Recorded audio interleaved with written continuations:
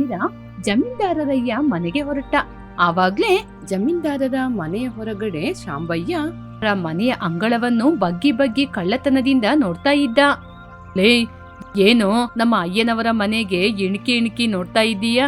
ಏನೋ ಅವ್ರ ಮನೆಯಿಂದ ಏನಾದ್ರೂ ಕಳ್ಳತನ ಮಾಡ್ಬೇಕು ಅಂತ ಆಲೋಚನೆ ಮಾಡ್ತಿದೀಯಾ? ವೀರ, ನನಗೆ ಜಮೀನ್ದಾರರಯ್ಯನವರ ಭವನವನ್ನು ನೋಡ್ಬೇಕು ಅಂತ ತುಂಬಾ ದಿನದಿಂದ ಆಸೆ. ಆದ್ರೆ ನನಗೆ ನೋಡಕ್ಕೆ ಸಾಧ್ಯ ಇಲ್ಲ. ಆದ್ರೆ ನೀನು ಅದೃಷ್ಟವಂತ. ಯಾಕೆ ಅಂದ್ರೆ ಪ್ರತಿದಿನ ಅವ್ರ ಮನೆಯಲ್ಲಿ ಕೆಲಸ ಮಾಡ್ತೀಯ. ಅದ್ರಿಂದ ನೀನು ಆ ಭವನವನ್ನು ನೋಡ್ಬೋದು. ಸರಿ ಸರಿ, ನಿನಗೆ ಅದೆಲ್ಲ ನೋಡ್ಬೇಕು ಅಂದ್ರೆ ಒಂದ್ ಕೆಲಸ ಮಾಡು, ನನ್ ಜೊತೆ ಮನೆಯೊಳಗೆ ಬಾ. ನೀನು ನನ್ನ ಜೊತೆ ಸೇರಿ ಭವನವನ್ನು ಶುದ್ಧ ಮಾಡ್ಬೇಕು. ಇಲ್ಲದಿದ್ರೆ ಅಯ್ಯನವರಿಗೆ ನಿನ್ ಮೇಲೆ ಸಂದೇಹ ಬರುತ್ತೆ. ಹಾಗಾದ್ರೆ ಖಂಡಿತ ಮಾಡ್ತೀನಿ, ಬಾ ಒಳಗೋಗೋಣ. ಶಾಂಬಯ್ಯನನ್ನು ಜಮೀನ್ದಾರರವರ ಮನೆಯ ಮುಂದೆ ತನಕ ಕರ್ಕೊಂಡೋಗಿ ಎತ್ತಿನ ಗಾಡಿಯನ್ನು ಶುದ್ಧ ಮಾಡ್ಲಿಕ್ಕೆ ಹೇಳಿದ. ಅಂಬಯ್ಯ, ನಾನು ಗಾಡಿಯೊಳಗೆ ಮಲ್ಕೊಂಡಿರ್ತೀನಿ, ನಿನ್ ಗಾಡಿಯನ್ನು ಶುದ್ಧ ಮಾಡ್ತೀರೋ? ಹೀಗೆ ವೀರ ಎತ್ತಿನ ಗಾಡಿ ಒಳಗೆ ಹೋಗಿ ಮಲಗಿಕೊಂಡ. ಆಗ ಶಾಂಬಯ್ಯ ಎತ್ತಿನ ಗಾಡಿಯನ್ನು ಶುದ್ಧ ಮಾಡ್ತಾ ಇದ್ದ. ವೀರ ಮಾತ್ರ ಕಾಲ್ ಮೇಲೆ ಕಾಲ್ ಹಾಕೊಂಡು ಮಲ್ಕೊಂಡಿದ್ದ. ಸಾಂಬಯ್ಯ, ಸ್ವಲ್ಪ ನಿಧಾನವಾಗಿ ಶುದ್ಧ ಮಾಡು. ಆ ಧೂಳಿಗೆ ನನಗೆ ಅಕ್ಷಿ ಬರ್ತಾ ಇದೆ. ಹಾ ಸರಿ ಸರಿ. ಸ್ವಲ್ಪ ಸಮಯದಲ್ಲೇ ಶಾಂಬಯ್ಯ ಆ ಗಾಡಿಯನ್ನೆಲ್ಲ ಶುದ್ಧ ಮಾಡಿದ. ವೀರ, ನನಗೆ ಜಮೀನ್ದಾರರವರ ಭವನ ತೋರಿಸ್ತೀನಿ ಅಂದೆ. ಹಾ ಸರಿ ಸರಿ, ನನಗೆ ಸ್ವಲ್ಪ ಸಮಯ ಕೊಡು. ಏನಾದ್ರೂ ಒಂದೇಳಿ ನಿನ್ನ ಭವನದೊಳಗೆ ಕರ್ಕೊಂಡೋಗ್ತೀನಿ. ಆದ್ರೆ ಇವಾಗ ಪ್ರಸ್ತುತ ಆ ಕಿಟಕಿಯಿಂದ ಬೇಕಾದ್ರೆ ಮನೆಯೊಳಗೆ ನೋಡು ಹಾಗೆ ಅಂತ ಹೇಳಿದ. ಹಾಗೆ ಹೇಳಿದ ತಕ್ಷಣ ಶಾಂಬಯ್ಯ ಕಿಟಕಿಯ ಬಳಿ ಬಂದು ಕಿಟಕಿಯಿಂದ ಭವನವನ್ನು ನೋಡ್ತಾ ನಿಂತಿದ್ದ. ಸ್ವಲ್ಪ ಸಮಯದಲ್ಲೇ ಜಮೀನ್ದಾರರು ಹೊರಗಡೆ ಬಂದ್ರು. ವೀರ, ಗಾಡಿಯನ್ನು ಶುದ್ಧ ಮಾಡ್ದ? ಅಯ್ಯ, ಶುದ್ಧ ಮಾಡ್ದೆ ಅಯ್ಯ. ಸರಿ ಸರಿ, ನನ್ನ ಬಗ್ಗೆ ಊರಿನೊಳಗೆ ಜನರು ಏನ್ ತಿಳ್ಕೊಂಡಿದ್ದಾರೆ? ಅಯ್ಯ, ನಿಮ್ ಬಗ್ಗೆನಾ? ಊರೊಳಗೆ ಎಲ್ಲೂ ನೋಡಿದ್ರು ನಿಮ್ ಬಗ್ಗೆನೇ ಚರ್ಚೆ. ಹೌದಾ? ಏನ್ ಮಾತಾಡ್ತಾ ಇದ್ದಾರೆ ಅಂತ ಸರಿಯಾಗಿ ಹೇಳೋ. ನೀವು ತುಂಬಾ ಒಳ್ಳೆಯವರು. ಊರಿನ ಜನರಿಗೆ ಯಾವುದೇ ಕಷ್ಟ ಬಂದ್ರೂ ನೀವು ಎಲ್ಲರಿಗೂ ಸಹಾಯ ಮಾಡ್ತೀರಾ. ನೀವಿಲ್ಲದಿದ್ರೆ ಈ ಊರಿನ ಜನರ ಗತಿಯೇನು ಅಂತ ಮಾತಾಡ್ತಾರೆ. ನಮ್ಮ ಜಮೀನ್ದಾರರಯ್ಯ ಇರುವ ತನಕ ನಮ್ಮ ಊರಿನ ಜನರಿಗೆ ಯಾವ ಚಿಂತೆ ಇಲ್ಲ ಅಂತ ಹೇಳ್ತಿದ್ದಾರೆ. ಓಹ್, ಹಾಗೆ ಮಾತಾಡ್ತಾರಾ? ಹೌದು ತಾನೆ. ನಾನಿದ್ರೆ ತಾನೆ ಈ ಊರಿನವರಿಗೆ ಗೌರವ, ದಿಕ್ಕು. ನಾನು ಎಷ್ಟು ಒಳ್ಳೆಯವನು ಅಂತ ನನ್ನ ಪ್ರಜೆಗಳಿಗೆ ಗೊತ್ತಿಲ್ವಾ? ಸರಿ, ಇನ್ನೇನು ಹೇಳಿದ್ರು? ನೀವು ನಡೆಯುವ ಸ್ಟೈಲು, ನೀವು ಹಾಕುವ ಬಟ್ಟೆ, ನಿಮ್ಮ ಮಾತು, ನಿಮ್ಮಂಥವರು ಈ ಕಲಿಯುಗದಲ್ಲೇ ಇಲ್ಲ ಅಂತ ನಿಮ್ಮ ಬಗ್ಗೆ ತುಂಬಾ ಹೆಮ್ಮೆಯಿಂದ ಊರಿನವರು ಹೇಳ್ತಿದಾರಯ್ಯ. ಪರವಾಗಿಲ್ಲ ವೀರ, ಚೆನ್ನಾಗಿ ಮಾತಾಡ್ದೆ. ಎಲ್ಲ ನಿಮ್ಮ ಕರುಣೆ ಅಯ್ಯ. ಸಂತೋಷ ಕಣೋ, ನಿನ್ನ ಸೇವೆಗೆ ನಾನು ಮೆಚ್ಚಿದ್ದೀನಿ. ಹಾಗೆ ಅಂತ ಜಮೀನ್ದಾರರು ಅವರ ಕೈಯಲ್ಲಿರುವ ಚಿನ್ನದ ಉಂಗುರವನ್ನು ಬೇಕು ಅಂತ ಕೆಳಗಡೆ ಹಾಕಿದ್ರು. ಹರರೆ, ನನ್ನ ಉಂಗುರ ಕೆಳಗೆ ಬಿದ್ದೋಯ್ತು ನೋಡು, ಅದನ್ನ ನೀನೇ ತೆಗ್ದಿಟ್ಕೋ. ಸರಿ ಅಯ್ಯ. ಹೀಗೆ ವೀರ ಪ್ರತಿದಿನ ಅವನ ಸೋಮಾರಿತನದಿಂದ ಜಮೀನ್ದಾರರವರ ಬಳಿಯಿಂದ ಅವರ ಹೆಮ್ಮೆಯನ್ನು ಹೇಳುವುದು, ಹಾಗೇನೆ ಅವರು ಕೊಡುವುದನ್ನು ತಗೊಳ್ಳೋದು ಅಂತ ನಡೀತಾ ಇತ್ತು. ಜಮೀನ್ದಾರರ ಹೆಂಡತಿಯಾದ ಚಾಮುಂಡೇಶ್ವರಿ ಅಮ್ಮ, ಏ ವೀರ, ಇಲ್ಲಿ ಬಾ. ಅಮ್ಮ, ಬರ್ತೀನಮ್ಮ. ತಗೋ, ಇದನ್ನ ತಗೊಂಡೋಗಿ ನಮ್ಮ ಅತ್ತೆಯವರ ರೂಮಲ್ಲಿ ಇಟ್ಬಿಡು. ಸರಿಯಮ್ಮ, ಇಡ್ತೀನಿ. ಹೌದು, ಇವಾಗ ಈ ಊರಿನಲ್ಲಿ ಯಾರೂ ಕೂಡ ಜಗಳ ಮಾಡ್ತಾ ಇಲ್ವಾ? ಅರೆ, ಯಾಕಮ್ಮ ನಡೆಯೋದಿಲ್ಲ? ಮೊನ್ನೆ ಸತ್ಯಂ ಇದ್ದಾರಲ್ವಾ, ಅವ್ರ ಮನೆಯಲ್ಲೂ ಜಗಳ. ಅವರು ಕುಡ್ಕೊಂಬಂದ್ರು ಅಂತ ಅವ್ರ ಹೆಂಡತಿ ಅವ್ರನ್ನ ಹಾಕ್ಕೊಂಡು ಹೊಡೆದ್ರು. ನಿನ್ನೆ ಕೂಡ ಅವ್ರ ಮನೆಯಲ್ಲಿ ಜೋರಾಗಿ ಜಗಳ ಆಗ್ತಾ ಇತ್ತು, ನಾನು ನೋಡ್ತಾ ಇದ್ದೆ. ಹೌದಾ ವೀರ, ನನ್ನ ಜೊತೆ ಒಂದು ಮಾತು ಹೇಳ್ಬೋದಾಗಿತ್ತಲ್ವಾ? ನನಗೆ ಯಾರಾದ್ರೂ ಜಗಳ ಮಾಡಿದ್ರೆ ಅದನ್ನ ನೋಡ್ತಾ ನಿಲ್ಲಕ್ಕೆ ತುಂಬಾ ಇಷ್ಟ. ಹೌದಮ್ಮ, ಹಾಗಾದ್ರೆ ಈ ಸಲ ಊರೊಳಗೆ ಏನಾದ್ರೂ ಜಗಳ ನಡೀತಾ ಇದ್ರೆ ನಾನು ನಿಮ್ಮನ್ನ ಕರ್ಕೊಂಡೋಗ್ತೀನಿ. ಹೌದಾ? ಅಯ್ಯನವರಿಗೆ ಗೊತ್ತಾದ್ರೆ? ಅಯ್ಯನವ್ರನ್ನ ನಾನೇ ನೋಡ್ಕೋತೀನಮ್ಮ. ಸರಿ ಸರಿ, ಈ ಊಟವನ್ನು ತಗೊಂಡೋಗಿ ಅವರಿಗೆ ಕೊಡು. ಸರಿ ಅಮ್ಮ. ಹೀಗೆ ವೀರ ಊಟವನ್ನು ತೆಗೆದುಕೊಂಡು ಜಮೀನ್ದಾರರ ಅಮ್ಮನಾದ ಜ್ಞಾನಾಂಬ ರೂಮಿಗೆ ಹೋದ. ಚಾಮುಂಡೇಶ್ವರಿ ಅಮ್ಮ ನೋಡ್ತಾ ಇರುವ ತನಕ ಅವರ ರೂಮಿಗೆ ಹೋಗುವ ರೀತಿ ಹೋಗಿ ಅವರು ಆಚೆ ಹೋದ ತಕ್ಷಣ ಬೇರೆ ರೂಮಿಗೆ ಹೋಗಿ ತುಂಬಾ ಊಟ ಮಾಡಿ ಉಳಿದ ಊಟವನ್ನು ಯಾರಿಗೆ ಗೊತ್ತಿಲ್ಲದೆ ಮತ್ತೆ ಶಾಂಬಮ್ಮ ರೂಮಿಗೆ ಹೋಗಿ ಕೊಟ್ಟ. ಲೇ ವೀರ, ನನಗೆ ಹೊಲಕ್ಕೆ ಹೊರಗಡೆ ದನದ ಕೊಟ್ಟಿಗೆಗೆ ಹೋಗಿ ಹಾಲು ಕರಿಬೇಕು, ಹೊಲಕ್ಕೆ ಹೋಗಿ ನಾಟಿ ಮಾಡ್ಬೇಕು, ಹೀಗೆಲ್ಲ ಮಾಡ್ಬೇಕು ಅಂತ ತುಂಬಾ ಆಸೆ ಆಗ್ತಿದೆ ಕಣೋ. ಹೌದಮ್ಮ, ಊರಲ್ಲಿ ಅಯ್ಯನವರು ಇಲ್ಲದಿರುವಾಗ ಯಾರಿಗೂ ಗೊತ್ತಿಲ್ಲದೆ ನಿಮ್ನ ಹೊರಗಡೆ ಹಸು ಕೊಟ್ಟಿಗೆಗೆ ಹಾಗೇನೆ ಹೊಲಕ್ಕೆ ಕರ್ಕೊಂಡೋಗಿ ನಾಟಿ ಕೆಲಸ ಎಲ್ಲ ಮಾಡಿಸ್ತೀನಿ. ಆದ್ರೆ ನನಗೆ ಸ್ವಲ್ಪ ಸಮಯ ಕೊಡಿ. ಹೌದಾ? ಸರಿಯಪ್ಪ ವೀರ, ಹಾಗೆ ಆಗ್ಲಿ. ಹಾಗೆ ಅಂತ ಹೇಳಿದಾಗ ವೀರ ಹೊರಗಡೆ ಬಂದ. ಹೊರಗಡೆ ಬರುವಾಗ ಜಮೀನ್ದಾರರಯ್ಯ ಅಲ್ಲಿ ಕೂತಿದ್ರು. ಲೇ ವೀರ, ಬಾರೋ ಇಲ್ಲಿ. ಅಯ್ಯ ಹೇಳಿ ಅಯ್ಯ, ನೀನೊಬ್ನೇ ಸೇರ್ಕೊಂಡು ಇಷ್ಟೊಂದು ಕೆಲಸ ಮಾಡ್ತೀಯಲ್ಲ, ನಿನಗೆ ಕಷ್ಟ ಆಗ್ಬೋದು. ಅದಕ್ಕೇನೆ ಬೇರೆ ಯಾರಾದ್ರೂ ಕೆಲ್ಸಕ್ಕಿದ್ರೆ ಇನ್ನೊಬ್ಬರನ್ನ ಸೇರ್ಸ್ಕೊಳ್ಳೋ. ಅಯ್ಯ, ನನಗೆ ಗೊತ್ತಿರೋನು ಒಬ್ಬ ಇದ್ದಾನೆ, ಅವನನ್ನು ಸೇರ್ಸ್ಕೊತೀನಯ್ಯ. ಸರಿ ತಗೋ, ಈ ಹಣವನ್ನು ಅವನಿಗೆ ಕೊಡು. ಹಾಗೆ ಅಂತ ಹೇಳಿದ್ರು ಜಮೀನ್ದಾರರು. ಅಂತ ಹೇಳಿ ಹಣವನ್ನು ತೆಗೆದುಕೊಂಡು ಸಾಂಬನ ಬಳಿ ಬಂದ. ಲೇ ಸಾಂಬಯ್ಯ, ಬಾರೋ ಇಲ್ಲಿ. ಬರ್ತೀನಿ, ಹೇಳುವೀರ. ನಿನ್ ಜೀವನ ಸಾರ್ಥಕ ಆಗ್ತಿದೆ ಕಣೋ. ತುಂಬಾ ದಿನದಿಂದ ಜಮೀನ್ದಾರಯ್ಯ ಮನೆಯಲ್ಲಿ ಕೆಲಸ ಮಾಡ್ಬೇಕು ಅನ್ಕೊಂಡಿದ್ದೆ ಅಲ್ಲ, ಅದು ಇವತ್ತು ಆ ಕನ್ಸು ನೆರವೇರ್ತಿದೆ. ಆದ್ರೆ ನಿನಗೆ ಸಂಬಳ ಮಾತ್ರ ಕೊಡೋದಿಲ್ಲ. 3 ಹೊತ್ತು ಹೊಟ್ಟೆ ತುಂಬ ಊಟ ಕೊಡ್ತಾರೆ. ಹೊಲದಲ್ಲಿ ಮನೆಯಲ್ಲಿ ಕೆಲಸ ಮಾಡ್ಬೇಕು. ಆದ್ರೆ ಆ ಮನೆಯಲ್ಲಿ ನೀನು ಯಾರ ಜೊತೆನೂ ಮಾತಾಡ್ಕೂಡ್ದು. ನಿನ್ನ ಕೆಲಸನೇ ನೀನ್ ಮಾಡ್ಕೊಂಡಿರ್ಬೇಕು. ನನಗೆ ಮಾತ್ರ ಕೆಟ್ಟ ಹೆಸರನ್ನ ತರಬಾರ್ದು. ಅಯ್ಯನವರು ನನ್ನ ಮಾತನ್ನ ಚೆನ್ನಾಗಿ ಕೇಳ್ತಾರೆ. ಹೌದಾ, ಸರಿ ವೀರ, ನನ್ನ ಜನ್ಮ ಸಾರ್ಥಕ ಆಯಿತು. ನಾನು ಜಮೀನ್ದಾರರ ಮನೆಯಲ್ಲಿ ಯಾವ ಕೆಲಸನ ಬೇಕಾದ್ರೆ ಮಾಡ್ತೀನಿ. ಸರಿ ಬಾ. ಶಾಂಬಯ್ಯನನ್ನು ಜಮೀನ್ದಾರರ ಮನೆ ಕರ್ಕೊಂಡೋಗಿ ಎಲ್ಲಾ ಕೆಲಸವನ್ನು ಮಾಡಿಸಿದ. ಆದ್ರೆ ವೀರ ಮಾತ್ರ ಸಾಂಬಯ್ಯನ ಕೈಯಲ್ಲಿ ಎಲ್ಲಾ ಕೆಲಸವನ್ನು ಮಾಡಿಸಿಕೊಂಡು ಅವನು ಆರಾಮವಾಗಿ ಇರ್ತಿದ್ದ. ಒಂದು ದಿನ ಸಾಂಬಯ್ಯ ಕೆಲಸಕ್ಕೆ ಬರಲಿಲ್ಲ ಅಂತ ಜಮೀನ್ದಾರರು ಸಾಂಬಯ್ಯ ಮಾಡ್ತಾ ಇದ್ದ ಕೊಟ್ಟಿಗೆ ಕೆಲಸ, ಹೊಲದ ಕೆಲಸವನ್ನು ವೀರನಿಗೆ ಹೇಳಿದ್ರು. ಅವನು ಬುದ್ಧಿವಂತಿಕೆಯಿಂದ ಜ್ಞಾನಾಂಬ ರೂಮಿಗೆ ಹೋಗಿ, ಜಿ, ನೀವು ಎಷ್ಟೋ ದಿನದಿಂದ ಕೊಟ್ಟಿಗೆ ಕೆಲಸ, ಹೊಲದ ಕೆಲಸವನ್ನು ಮಾಡ್ಬೇಕು ಅಂತ ಆಸೆ ಆಗ್ತಿದೆ ಅಂತ ಹೇಳಿದ್ರಲ್ವಾ. ಇವತ್ತು ಅಯ್ಯ ಎಲ್ಲೋ ಹೊರಗಡೆ ಹೊರಟಿದ್ದಾರೆ. ಅದಕ್ಕೆ ನಿಮಗೆ ಕೊಟ್ಟಿಗೆಯಲ್ಲಿ ಹಾಗೇನೆ ಹೊಲದಲ್ಲಿ ಕೆಲಸ ಮಾಡಿ ಕರ್ಕೊಂಡೋಗ್ತೀನಿ.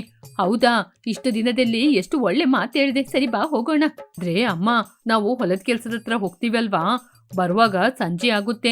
ನಮಗೆ ತಿನ್ಲಿಕ್ಕೆ ಬೇಕಲ್ವಾ. ಅದಕ್ಕೆ ಮಧ್ಯಾಹ್ನ ಊಟ ಮಾಡ್ಲಿಕ್ಕೆ ಏನಾದ್ರೂ ಮಾಡಿ ತಗೊಳ್ಳೋಣ. ಹೌದು ಕಣೋ, ನೀನ್ ಹೇಳಿದ್ದು ಕೂಡ ಸರಿ. ನೀನ್ ಇಲ್ಲೇ ಕಾವಲಿಗೆ ಇರೋ, ನನ್ನ ಅಡಿಗೆ ಮನೆಗೆ ಹೋಗಿ ಅಡಿಗೆ ಮಾಡ್ತೀನಿ. ಹಾಗೆ ಅಂತ ಹೇಳಿ ಅಡಿಗೆ ಮನೆಗೆ ಹೋಗಿ ಅಡಿಗೆ ಮಾಡಿದ್ರು. ಅಡಿಗೆ ಎಲ್ಲ ಪೂರ್ತಿಯಾದ ನಂತರ ಗಂಟು ಮುಟ್ಟೆ ಕಟ್ಟಿದ್ರು. ವೀರ, ಇವಾಗ ಹೊರಡೋಣ. ಸರಿ ಅಮ್ಮ, ಹೋಗೋಣ. ಹಾಗೆ ಅಂತ ಕೊಟ್ಟಿಗೆ ಬಳಿ ಕರ್ಕೊಂಡ್ಬಂದು ಎಲ್ಲಾ ಕೆಲಸವನ್ನು ಅವ್ರ ಕೈಯಿಂದ ಮಾಡಿಸಿ ಅವನು ಮಾತ್ರ ಆರಾಮವಾಗಿ ಮಲಗಿ ನಿದ್ರೆಯನ್ನು ಮಾಡ್ತಾ ಇದ್ದ. ವೀರ, ಇಲ್ಲಿ ಎಲ್ಲ ಕೆಲ್ಸನೂ ಮುಗೀತು. ಸರಿ ಬಾ, ಹೊಲಕ್ಕೆ ಹೋಗಿ ಕೆಲಸ ಮಾಡೋಣ. ಸರಿ ಅಮ್ಮ, ಬನ್ನಿ ಹೊಲಕ್ಕೆ ಹೋಗೋಣ. ಒಂದು ಕಡೆ ಜ್ಞಾನಾಂಬ ಹೊಲದಲ್ಲಿ ಕೆಲಸ ಮಾಡ್ತಾ ಇದ್ರೆ, ಇನ್ನೊಂದು ಕಡೆ ವೀರ ಆರಾಮವಾಗಿ ಮಲಗಿಕೊಂಡು ವಿಶ್ರಾಂತಿಯನ್ನು ತಗೊಳ್ತಾ ಇದ್ದ. ಹೀಗೇನೆ ಮನೆಯಿಂದ ತಂದಂತಹ ಊಟವನ್ನೆಲ್ಲ ಒಂದೇ ಜಾಗದಲ್ಲಿ ಕೂತು ತಿಂದ. ವೀರನಿಗೆ ಸೋಮಾರಿತನ ಎಷ್ಟು ಇದೆಯೋ ಬುದ್ಧಿವಂತಿಕೆ ಕೂಡ ಅಷ್ಟೇ ಇದೆ. ಗಂಡ ತೀರ್ಕೊಂಡ ದುಃಖದಿಂದ ಸ್ವಲ್ಪ ಸ್ವಲ್ಪವಾಗಿ ಚೇತರಿಸಿಕೊಂಡ್ಲು ಜಯಂತಿ. ಹಾಗಿರುವಾಗ ಒಂದು ದಿನ ಮನೆಯಲ್ಲಿ ತಿನ್ಲಿಕ್ಕೆ ಏನೂ ಇಲ್ಲ. ಅತ್ತೆಯವರಿಗೆ ಮದ್ದು ತಗೊಳ್ಲಿಕ್ಕೂ ದುಡ್ಡು ಇಲ್ಲ. ಇದೇ ಅವ್ರಿದ್ದಿದ್ರೆ ನಮಗೆ ಈ ರೀತಿ ಪರಿಸ್ಥಿತಿ ಬರ್ತಾ ಇರ್ಲಿಲ್ಲ. ಹಾಗೆ ಅಂತ ಆಲೋಚನೆ ಮಾಡ್ತಿದ್ಲು. ಅಷ್ಟರಲ್ಲೇ ಜಯಂತಿ ಅವರ ಅತ್ತೆಯಾದ ಪಾರ್ವತಮ್ಮ ಅಲ್ಲಿಗೆ ಬಂದ್ರು. ಏನಮ್ಮ ಸೊಸೆ, ಆವಾಗ್ಲಿಂದ ನೋಡ್ತಾ ಇದ್ದೀನಿ, ಏನೋ ಒಂಥರ ಇದ್ದೀಯ ನೀನು. ಅವರು ತೀರ್ಕೊಂಡಾಗಿಂದ ಮನೆಯಲ್ಲಿ ಯಾವ ವಸ್ತು ಇಲ್ಲ. ಇವತ್ತು ಅಕ್ಕಿ ಕೂಡ ಇರ್ಲಿಲ್ಲ, ತರಕಾರಿ ಕೂಡ ಇರ್ಲಿಲ್ಲ. ಅದ್ರ ಬಗ್ಗೆನೇ ಆಲೋಚನೆ ಮಾಡ್ತಿದ್ದೀನಿ. ಇವತ್ತು ಸ್ವಲ್ಪ ಇದ್ದ ಅಕ್ಕಿ ಕೂಡ ಖಾಲಿ ಆಗ್ಬಿಡ್ತು. ಹೌದಮ್ಮ ಸೊಸೆ, ಅವನ್ ಮಾತ್ರ ಇವಾಗ ಇದ್ದಿದ್ರೆ ನಮಗೆ ಯಾವ ಕಷ್ಟನೂ ಕೊಡ್ತಾನೆ ಇರ್ಲಿಲ್ಲ. ಅವನೇ ಹೊಲಕ್ಕೆ ಹೋಗಿ ವ್ಯವಸಾಯ ಮಾಡಿ ಏನಾದ್ರೂ ಒಂದು ಮಾಡ್ತಾ ಇರ್ತಾನೆ. ಅವನು ತೀರ್ಕೊಂಡ್ಮೇಲೆ ನಾವು ಅದ್ರ ಬಗ್ಗೆ ಆಲೋಚನೆನೇ ಮಾಡ್ತಾ ಇಲ್ಲ. ಹೊಲ ಏನಾಯ್ತೋ ಏನೋ. ಇವಾಗ ಹೊಲದಲ್ಲಿ ಎಲ್ಲ ಕಳೆಗಳು ಬಂದಿರುತ್ತೆ. ಅದನ್ನ ಶುದ್ಧ ಮಾಡ್ಲಿಕ್ಕೂ ಹಣ ಬೇಕು. ನಾವೇನಾದ್ರೂ ಬಿತ್ತನೆ ಮಾಡಿದ್ರು ಕೂಡ ಅದಕ್ಕೆ ಎಲ್ಲದಕ್ಕೂ ಹಣ ಬೇಕಾಗುತ್ತೆ. ಹಾಗಿರುವಾಗ ವ್ಯವಸಾಯ ಮಾಡ್ಲಿಕ್ಕೆ ನಮ್ಗೆ ಎಲ್ಲಿಂದ ಹಣ? ಇವಾಗ ಏನ್ ಮಾಡೋದತ್ತೆ? ಯಾರತ್ರ ಆದ್ರೂ ಹಣ ಕೇಳಿ ವ್ಯವಸಾಯ ಮಾಡೋಣ ಅತ್ತೆ. ಹೌದಮ್ಮ, ಏನಾದ್ರೂ ಮಾಡ್ಲೇಬೇಕು ಅತ್ತೆ. ನಾನು ಹೋಗಿ ವ್ಯವಸಾಯಕ್ಕೆ ಯಾರ ಜೊತೆ ಆದ್ರೂ ಹಣ ಕೇಳ್ತೀನಿ. ಯಾರಾದ್ರೂ ಹಣವನ್ನು ಸಾಲವಾಗಿ ಕೊಟ್ರೆ ವ್ಯವಸಾಯವನ್ನು ಆರಂಭಿಸೋಣ. ಹೀಗೆ ಜಯಂತಿ ಯಾರ ಜೊತೆ ಆದ್ರೂ ಹಣವನ್ನು ಸಾಲವಾಗಿ ಕೇಳೋಣ ಅಂತ ಹೊರಟು ಹೋದ್ಲು. ದಾರಿಯಲ್ಲೇ ಪಕ್ಕದ ಮನೆ ಸುಜಾತ ಸಿಕ್ಕಿದ್ಲು. ಸುಜಾತ, ಬಾ ಇಲ್ಲಿಗೆ. ಹೇಳು ಜಯ, ಎಲ್ಲಿಗೆ ಹೋಗ್ತಾ ಇದೀಯಾ? ಸುಜಾತ, ನನಗೆ ಒಂದು ಸಹಾಯ ಮಾಡ್ತೀಯಾ? ನನ್ನ ಹೊಲದಲ್ಲಿ ವ್ಯವಸಾಯ ಮಾಡ್ಲಿಕ್ಕೆ ನನಗೆ ಸ್ವಲ್ಪ ಹಣ ಸಹಾಯವನ್ನು ಮಾಡ್ತೀಯಾ? ಅಯ್ಯೋ ಜಯಂತಿ, ಮನೆಯಲ್ಲಿ ವಸ್ತುಗಳು ಖಾಲಿ ಆಯ್ತು ಅಂದ್ರೆ ಏನಾದ್ರೂ ಕೊಟ್ಟು ಸಹಾಯ ಮಾಡ್ಬೋದು. ಆದ್ರೆ ವ್ಯವಸಾಯಕ್ಕೆ ಕೊಡುವಷ್ಟು ನನ್ನ ಹತ್ರ ಹಣ ಇಲ್ಲ. ಅಯ್ಯೋ ಸುಜಾತ, ಏನ್ ಮಾಡೋದು? ಅವ್ರು ಇರುವ ತನಕ ವ್ಯವಸಾಯವನ್ನೆಲ್ಲ ನೋಡ್ಕೊಂಡ್ರು. ಮನೆಯಲ್ಲಿ ನಮ್ಗೆ ಯಾವ ಕಷ್ಟನೂ ಇರ್ಲಿಲ್ಲ.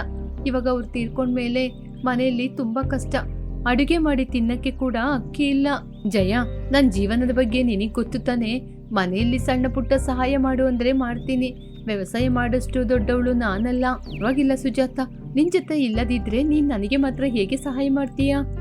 ಹೀಗೆ ಜಯಂತಿ ಮುಂದಿನ ಬೀದಿಗೆ ಹೋದ್ಲು. ಅಲ್ಲಿ ಕೂಡ ತುಂಬಾ ಜನರ ಬಳಿ ಸಹಾಯ ಕೇಳಿದ್ರು, ಆದ್ರೆ ಅಲ್ಲಿ ಕೂಡ ಯಾರು ಅವಳಿಗೆ ಸಹಾಯ ಮಾಡ್ಲಿಲ್ಲ. ಹೀಗೆ ಜಯಂತಿ ಊರೊಳಗೆ ಹೋಗಿ ಊರಿನ ದೊಡ್ಡ ಮನುಷ್ಯನ ಬಳಿ ಸಾಲ ಕೇಳೋಣ ಅಂತ, ಈ ಊರಲ್ಲಿ ನನಗೆ ಯಾರು ಸಹಾಯ ಮಾಡ್ತಾರೆ?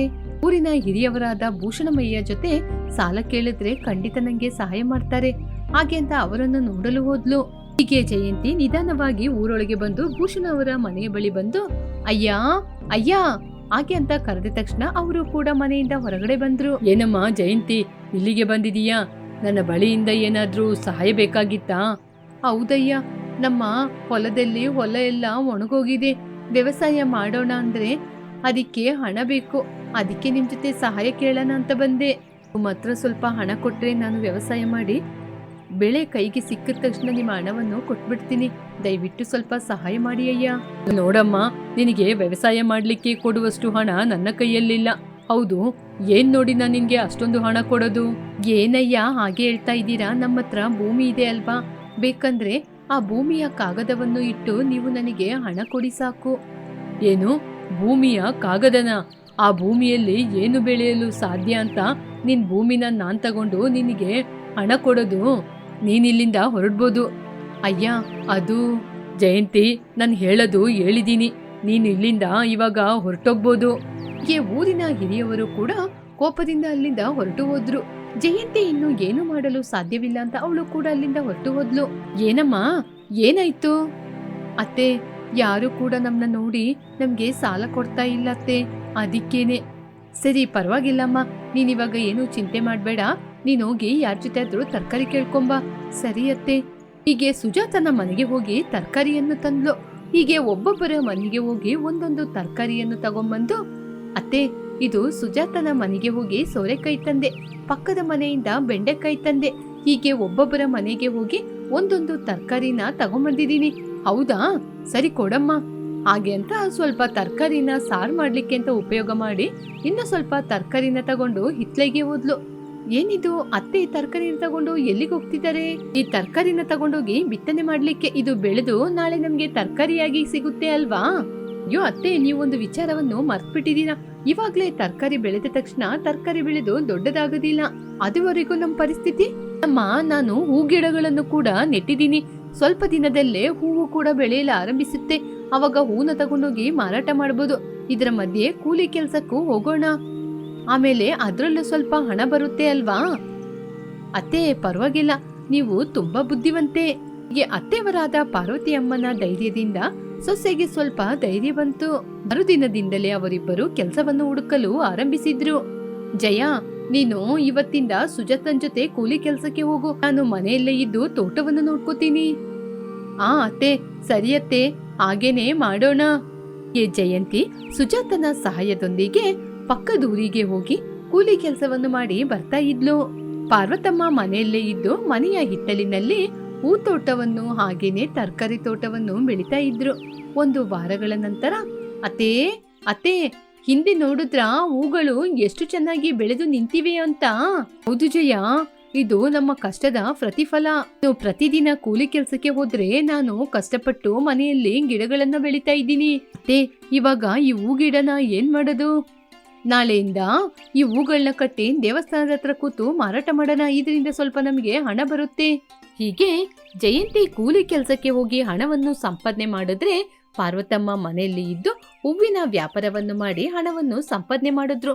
ಇವರು ಯಾವ ಕಷ್ಟದ ಸಮಯದಲ್ಲೂ ಹಣವನ್ನು ಕೂಡಿ ಇಡ್ತಾ ಇದ್ರು. ಹೀಗೆ 2 ತಿಂಗಳುಗಳು ಕಳೆಯಿತು. ಮನೆಯಲ್ಲಿ ಬೆಳೆದಂತಹ ತರಕಾರಿ ಗಿಡದಲ್ಲಿ ತರಕಾರಿಗಳು ಕೂಡ ಬಂತು. ಹೀಗೆ ತರಕಾರಿ ವ್ಯಾಪಾರದಿಂದ ಬಂದ ಹಣ, ಹೂಗಳನ್ನು ಮಾರಾಟ ಮಾಡಿದ್ರಿಂದ ಬಂದ ಹಣ, ಕೂಲಿ ಕೆಲಸದಿಂದ ಬಂದ ಹಣ ಅಂತ ಸ್ವಲ್ಪ ಹಣ ಕೈ ಸೇರಿತು. ಜಯಂತಿ, ಇವಾಗ ನಮ್ಗೆ ವ್ಯವಸಾಯ ಮಾಡ್ಲಿಕ್ಕೆ ಬೇಕಾದಷ್ಟು ಹಣ ಸಿಕ್ಕಿದೆ. ನಾವು ಹೊಲಕ್ಕೆ ಹೋಗಿ ಹೊಲವನ್ನು ಸ್ವಚ್ಛ ಮಾಡೋಣ. ಸರಿ ಅತ್ತೆ. ಹಾಗೆ ಅಂತ ಪಾರ್ವತಮ್ಮ ಜಯಂತಿ ಇಬ್ಬರು ಹೋಗಿ ಅವರೇ ಸ್ವತಃ ಕಷ್ಟಪಟ್ಟು ಹೊಲದಲ್ಲಿರುವ ಕಳೆಯನ್ನೆಲ್ಲ ನಾಶ ಮಾಡಿ ಆನಂತರ ಏನಾದ್ರೂ ಸಣ್ಣ ಪುಟ್ಟ ವ್ಯವಸಾಯ ಮಾಡೋಣ ಅಂತ ಆಲೋಚನೆ ಮಾಡಿದ್ರು.